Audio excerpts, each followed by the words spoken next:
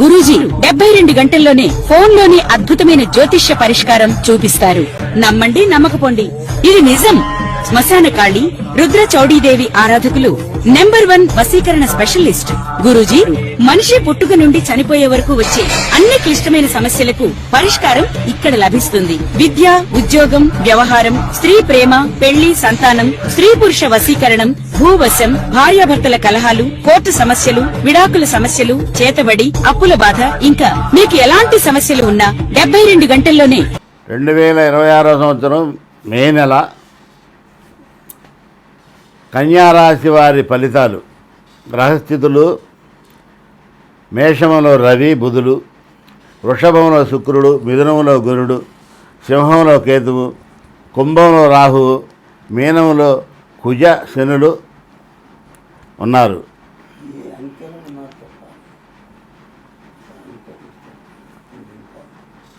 ఈ కన్యారాశి వారికి టో పా పి 2, 3, 4 ఉత్తర నక్షత్రం 2, 3, 4 పాదాలు, పూషం నాడ హస్త నక్షత్రం, పే పో 1, 2 పాదాలు చిత్తా నక్షత్రం, ఉత్తర హస్త చిత్త నక్షత్రాలు.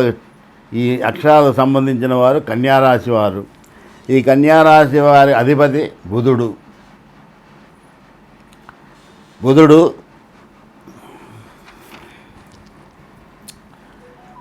వ్యాపారానికి, సుఖ సంతోషాలకి, పుణ్యక్షేత్రాలు తిరగాలని బుధుడు మన స్వక్షేత్రంలో ఉంటే ఆరోగ్యం కానీ, ఆనందానికి కానీ, వాహన సౌఖ్యాలకు కానీ, మన తల్లిదండ్రులు సుఖంగా ఉన్నారన్నా మన గ్రహాల్లో బుధుడు స్వక్షేత్రంలో ఉంటే వాళ్ళకు కూడా మంచిది. కానీ ఈ సప్తమ శని అయ్యాడు, సప్తమలో కుజుడు ఉన్నాడు. రవి బాలేడు, గురువు బాలేడు, కుజశనుడు. 5 గ్రహాలు పాపులు, 3 గ్రహాలు శుభులు. మరి 10 మందిలో 7 బాలేదంటే మరి 3 ఏం మనని బలం చేకూరుస్తారు? అందువల్ల వీరు పుణ్యకార్యాలు చేయాలి. అన్నదానాలకు కానీ, ఎక్కడన్నా అన్నదానాలు జరుగుతున్నా కానీ తమ శక్తి కలది ఏ దేవాలయానికి వెళ్ళి ఈశ్వర అర్చన కానీ, విష్ణుదేవుడికి విష్ణు అర్చన కానీ, గణపతికి పూజ కానీ చేసుకుంటే వీళ్ళకి కొంత అనుకూలత వస్తుంది. ఈ గ్రహాలకి తగిన ఆచార్యుల దగ్గరికి వెళ్ళి జపాలు కానీ, పూజలు కానీ చేపించుకుంటే వీరు ఒక లైన్లోకి వస్తారు. కావున మీరు సంప్రదించాల్సిన నెంబరు 8179551467. ఈ గాయత్రి జ్యోతిషాలయం, వానుగంటి వెంకటేశ్వరరావు నా పేరు.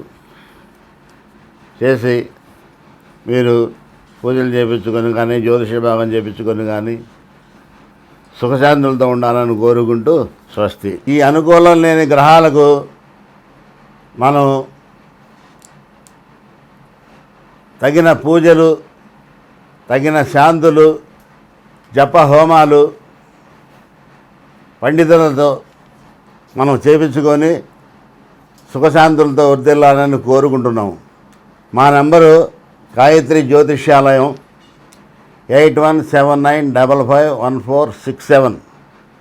ఈ నెంబర్కు సంప్రదించి మీ డేట్ ఆఫ్ బర్త్ కానీ, అది లేని ఎడల హస్త సాముద్రికంతో కానీ తగిన పారితోషికం తీసుకొని మీకు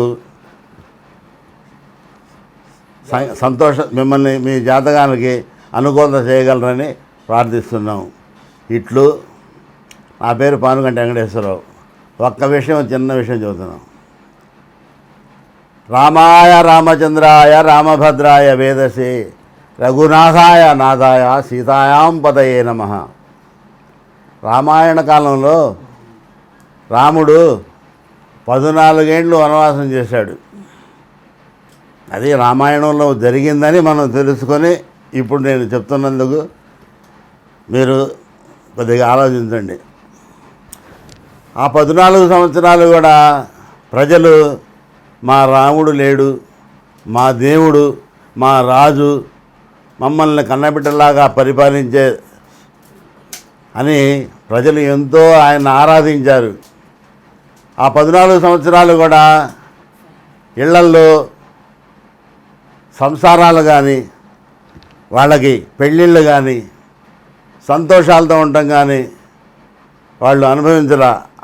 మా రామచంద్రమూర్తి ఉండాలి, మాకు రాజుగా ఉండాలి, మేము అప్పుడు సంతోషంగా ఉండాలి అని వాళ్ళు ఆతృతతో ఎదురు చూశారట. ఇప్పట్లో ఏం లేదు, అట్లా లేదు. మరి మనం కూడా ఆ రోజు రామ రాజ్యంలో జనులు ఎట్లా ఉన్నారో, రాజు కోసం ఒక దేవుడు కోసం, దేవుడైనా కానీ రాముడే దేవుడు, కానీ అప్పుడు దేవుడు అనుకోవాలి, ఆయన నరుడే మన యుగాలకి, మన వచ్చేతరగా కలియుగానికి దేవుడయ్యాడు. ఈ ప్రజలు కూడా రామనామంతో తరించాలని కోరుకుంటూ, ఆ రామనామానికి విశేష బలం ఉంది. రా అంటే నారాయణ అనే అక్షరంలో రెండోది, మా అంటే నమశివాయలో రెండో అక్షరం. ఈ రామ అనే అక్షరం రోజుకొక్కసారి వెలిగిన జన్మ ధన్యమైపోతుంది. ఇద్దరిని సేవించినంత ఫలితం. రామ, అటు విష్ణువు ఇటు ఈశ్వరుడు, భేదం లేదు. ప్రతి ప్రాణి, ప్రతి మానవుడు ఈ మంత్రాన్ని జపించి తరించాలని కోరుకుంటూ స్వస్తి. లోకా సమస్తా సుఖినో భవంతు. ఓం శాంతి శాంతి శాంతి. సర్వే జనా సుఖినో భవంతు.